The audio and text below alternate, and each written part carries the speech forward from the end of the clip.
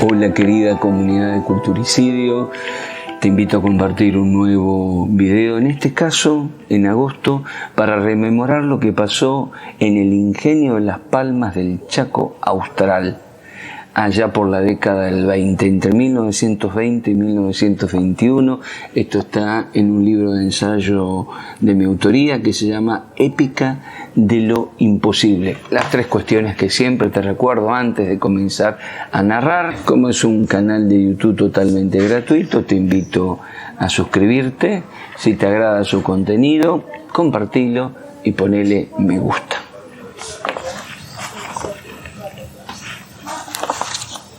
...1920...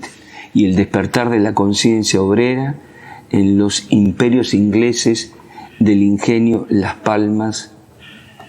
Hay que evocar las luchas obreras de 1920 en el ingenio Las Palmas. Es necesario hacerlo para entender cuál era nuestra situación y cuál nuestro rol dentro del mapa político, económico, social y cultural de la nación en nuestras primeras décadas de existencia como territorio nacional. Recordarás que de las 5.600.000 hectáreas que quedaron como conclusión de la campaña, entre comillas, de pacificación del indio chaqueño, esas 5.600.000 hectáreas de las actuales provincias de Chaco y Formosa fueron a parar a 102 adjudicatarios privados, 100.000 hectáreas para los hermanos irlandeses Hardy. He ahí la fundación del imperio en pleno Chaco británico del ingenio de Las Palmas del Chaco Austral. Apelamos a la memoria para desocultar en primer lugar las causas y alcances de un hecho histórico tergiversado y manipulado por los discursos oficiales bajo el mito disfraz de la inversión extranjera que solo venía a ser Chaco. Y lo hacemos a partir de la lectura de 3 ciclos chaqueños de Guido Miranda, del Gran Chaco y su imperio Las Palmas de José García Pulido y de Rebelión en la Selva y Tanino de Crisanto Domínguez. El poderoso ingenio Las Palmas de los hermanos ingleses Hardy, el primer lugar en el país que tuvo luz eléctrica, ya era anunciado desde fines del siglo XIX y luego, a partir de 1915, por el diputado nacional Alfredo Palacio, por someter a la explotación y el martirio a sus trabajadores. Ya en 1902, Vialet Masset, en un informe elevado al presidente Julio Argentino Roca, que se llamaba Estado Social de la Clase Trabajadora Argentina, denunciaba que de los peores lugares, Las Palmas se llevaba casi todos los malos premios por someter a condiciones infrahumanas a sus trabajadores. En uno de sus proyectos, Alfredo Palacio, diputado nacional por el socialismo, solicita al Poder Ejecutivo que se procediese al retiro de los billetes emitidos como moneda propia ilegalmente por la sociedad anónima Las Palmas del Chaco Austral. Unos meses antes, un inspector del Departamento de Trabajo documentaba los vicios autocráticos de la compañía propietaria de Las Palmas. Escuchemos un párrafo de su informe. Semidesnudos bajo el rigor del clima subtropical y el aguijón de los insectos, manejan el hacha durante 12 o 14 horas diarias. Los peones de las playas y cargadores levantan pesos inauditos que requerirían la energía de la máquina, y los carreros cumplen jornadas sin límites bajo el frío, el calor o la lluvia.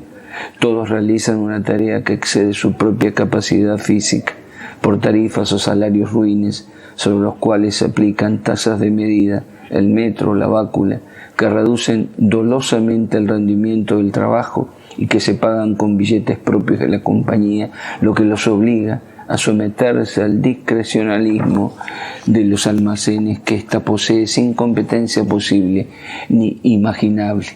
Alfredo Palacio denunciaba en especial el poderío de las empresas extranjeras que se habían erigido en el Chaco, violentando inclusive la soberanía nacional y sometiendo a sus trabajadores a condiciones de semiesclavitud, como la forestal también, ¿no?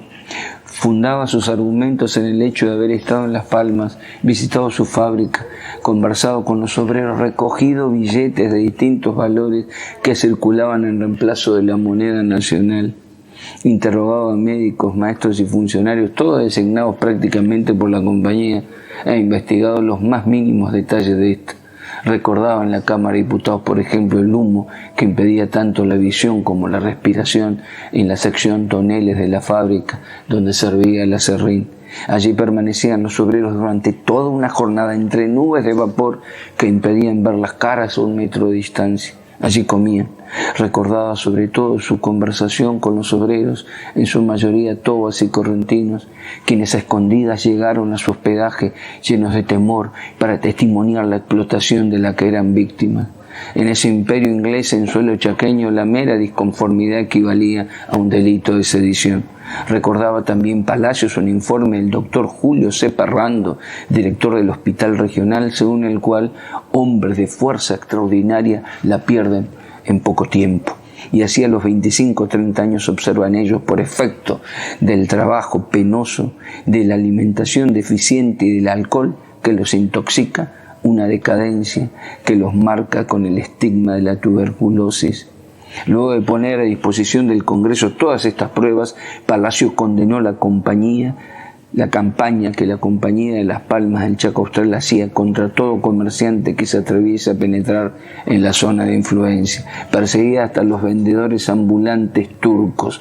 Palacio, con amargura, decía que estar en las tierras del ingenio era como estar en otro país. Así se sentía extranjero en su propia tierra, y se sintió de ese modo en especial después de que un peón correntino le contara que luego de haber prestado servicios a la empresa durante 18 años fue despedido por darle un vaso de agua en el patio de su casa a un turco que pasaba por allí. No es casual, entonces, escribe Guido Miranda, que al surgir las primeras organizaciones obreras, desde el norte santafesino hasta Formosa, surgidas precisamente como resistencia ante el brutal sistema de opresión de las compañías tanineras coaligadas, apareciera también en Las Palmas esa conciencia de la opresión traducida en lucha gremial. Así se constituyó la Federación de Oficios Varios. Su primera manifestación pública aparece en un petitorio transcripto en el periódico socialista La Verdad de Resistencia, en mayo de 1969.